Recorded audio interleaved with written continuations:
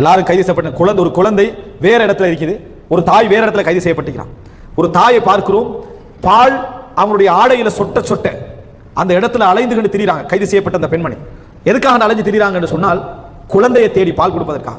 குழந்தை ஒரு இடத்துல இருக்குது, அந்த குழந்தையை வாரி எடுக்கிறாங்க, எடுத்து அனைத்து பால் கொடுக்கிறார்கள். இதை அந்த யுத்தத்தில் வெற்றி அடைந்த நபியும் நபித்தோழர்களும் பார்த்து கண்டிக்கிறாங்க. அந்த காட்சியை பார்த்துட்டு ரசூலுல்லாஹ் சொன்னாங்க, நீங்க நினைக்கிறீங்களா இந்த தாய் இந்த குழந்தையை நெருப்பிலே வீசுவாள் என்று நீங்க நினைக்கிறீங்களா?